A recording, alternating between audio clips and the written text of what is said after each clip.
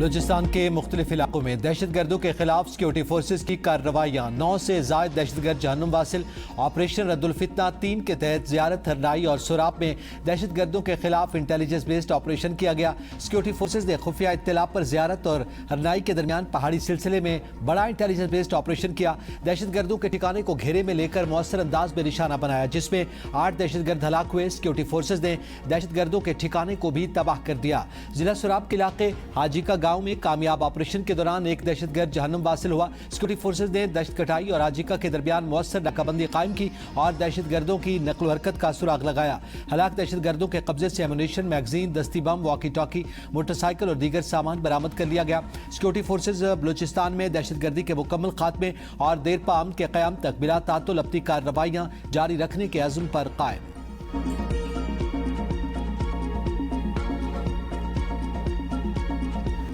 مارکہ حق کو 1 سال سے زائد عرصہ گزرنے کے باوجود بھارت زمینی حقائق تسلیم کرنے سے انکاری۔ ISPR نے بھارتی آپریشن سندور پر بنائی گئی ڈاکیومنٹری کو ڈرامائی تشکیل، جذباتی بیانیے اور بالی ووڈ طرز کی منظر کشی پر مبنی قرار دے دیا۔ ISPR کے مطابق منتخب انٹرویوز اور سینیمیٹک ریکنسٹرکشن کے ذریعے حقائق کو توڑ مروڑ کر پیش کرنے کی کوشش کی گئی۔ ڈاکیومنٹری میں موجود تضادات بھارتی بیانیے کی کمزوری کو ظاہر کرتے ہیں۔ ISPR نے سوال اٹھایا کہ اگر بھارت کے مطابق پہلگام واقعے کے مبینہ ذمہ دار 28 جولائی 2025 کو مارے گئے تو 7 مئی کو کس کی سزا دینے کا دعویٰ کیا گیا تھا؟ نام نہاد 100% مشن کامیابی کا بھارتی دعویٰ بھی آپریشنل ریکارڈ سے مطابقت نہیں رکھتا۔ ترجمان نے کہا کہ پاکستان نے مارکہ حق کے دوران بھارتی جارحیت ناکام بنائی، 8 بھارتی فوجی طیارے مار گرائے اور 26 فوجی اہداف کو نشانہ بنایا۔ بھارتی ڈاکیومنٹری خود تسلیم کرتی ہے کہ جنگی کارروائیااں دونوں ممالک کے DGMOs کے رابطے اور باہمی اتفاق سے بند ہوئیں۔ ISPR نے واضح کیا کہ پاکستان امن کے لیے پرعزم ہے، تاہم آئندہ بھارتی فوجی مہم جوئی کا مضبوط، فیصلہ کن اور غیر متنازع جواب دیا جائے گا۔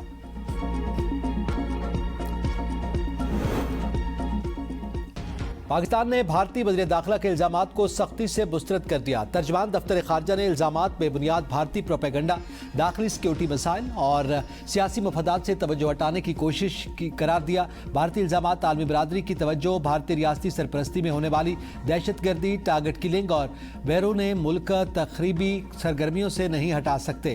عالمی برادری بھارتی الزامات مسترد اور خطے میں ریاستی سرپرستی میں ہونے والی دہشت گردی پر بھارت کو جواب دہ ٹھہرائے۔ اس سے پہلے بھارتی وزیر داخلہ نے جھوٹا الزام لگایا تھا کہ بھارتی سیکورٹی ایجنسیز نے پاکستان سے تعلق رکھنے والے 200 پاکستانیوں کو دہشت گردی کے الزام میں گرفتار کیا۔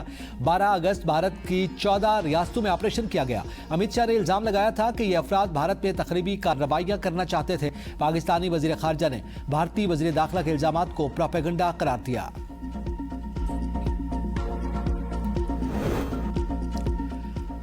بھارت دنیا میں تنہا ہو چکا، مودی سرکار کا تعلق صرف اسرائیل سے ہے۔ وزیر دفاع خواجہ آصف نے بھارت کو آئینہ دکھا دیا۔ کہتے ہیں بھارت خطے میں ہر جگہ فارغ ہو چکا۔ بھارت کا کوئی وزیر اعظم ایسا نہیں جس کی ایک بھی پریس کانفرنس نہ ہو، لیکن مودی وہ واحد وزیر اعظم ہیں جنہوں نے ایک بھی پریس کانفرنس نہیں کی۔ خواجہ آصف نے کہا کہ بھارت اور طالبان رجیم پاکستان پر کسی حملے کا سوچ بھی نہیں سکتے۔ پاکستان کو اصل خطرہ افغانستان سے ہونے والی دہشت گردی سے ہے، جسے بھارت کی حمایت حاصل ہے۔ وزیر دفاع نے کہا کہ مکہ دفاعی معاہدے میں خطے میں امن اور ترقی کے لیے قرار دیا گیا ہے۔ مستقبل قریب میں باقی مسلم امہ مکہ معاہدے کا حصہ بن سکتے ہیں۔ خواجہ آصف نے کہا کہ بانی PTI سے ملاقات کا فیصلہ حکومت اور ہائبرڈ نظام کریں گے۔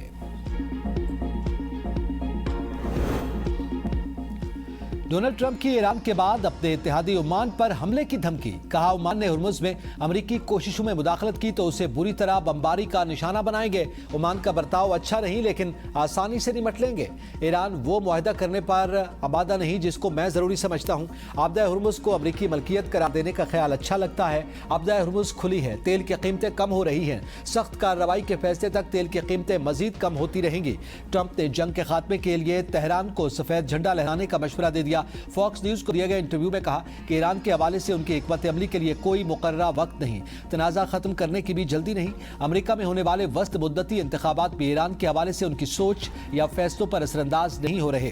امریکہ اور ایران کے درمیان براہ راست پس پردہ رابطے کا ایک چینل موجود ہے جس میں ایرانی پاسداران انقلاب سے وابستہ حکام بھی شامل ہیں۔ ٹرمپ کے داماد جیرڈ کشنر نے کہا کہ امریکہ اور ایرانی حکومت کے مختلف حلقوں میں پہلے سے زیادہ سنجیدہ گفتگو ہو رہی ہے، تاہم دونوں فریق کسی حتمی معاہدے تک ابھی نہیں پہنچ سکے۔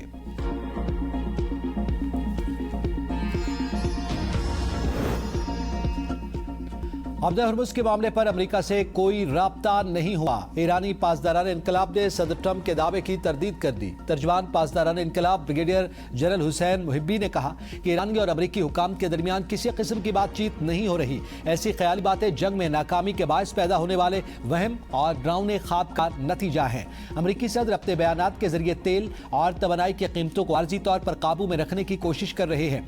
अमेरिकी और ईरानी हुकाम के दरमियान राब्तों का तासुर पैदा करना मौजूदा जंगी और इक्तिसादी सूरत हाल पर असरअंदाज होने की कोशिश है।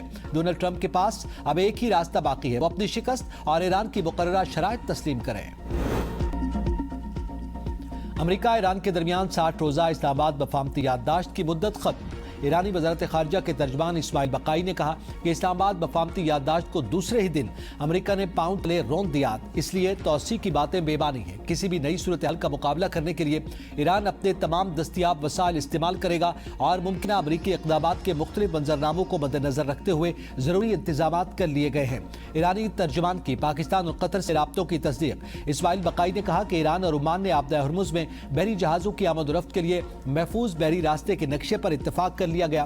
बहरी जहाज ईरान के करीब से आबदाए हुर्मुज़ में दाखिल होंगे, जबकि वापसी के लिए ओमान के करीब रास्ता इस्तेमाल किया जाएगा। इब्तिदाई तौर पर इस रास्ते से गुजरने वाले जहाजों से फीस या टोल वसूल नहीं किया जाएगा।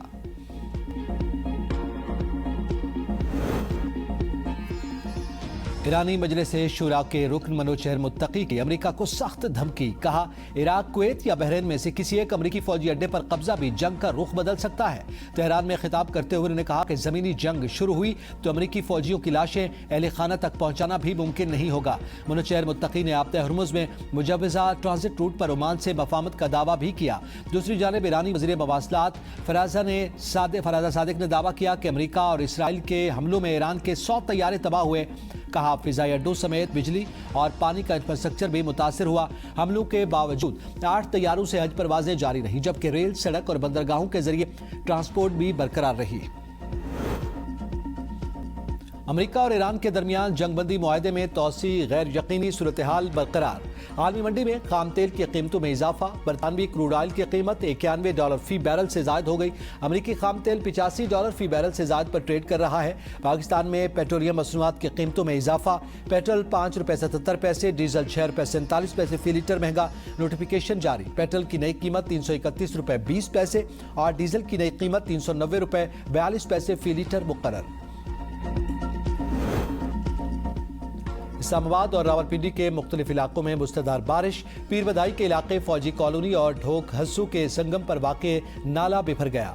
पानी घरों और गलियों और दुकानों में दाखिल। शहरियों को मुश्किलात का सामना। लाखों रुपए मालियत का सामान खराब हो गया। बारिशी पानी के रैले के बायस पुली बनी हिफाजती दीवार भी टूट गई। रावलपिंडी के कई दीगर नशेबी इलाकों में भी बारिश का पानी जमा। कटारिया के मकाम पर नाला लई में पानी की सतह 10 फीट, जबकि गवाल मंडी के मकाम पर 7 फीट तक बुलंद हो गई। गवाल मंडी के नशेबी इलाकों में प्री अलर्ट जारी कर दिया गया। मुख्तलिफ इलाकों में बिजली की फराहमी मुअत्तल। फ्लड कंट्रोल रूम के मुताबिक शमसाबाद में 115 मिलीमीटर, पीर बधाई में 72, गवाल मंडी में 59, कचहरी में 26 और न्यू कटारिया में 47 मिलीमीटर बारिश रिकॉर्ड की गई।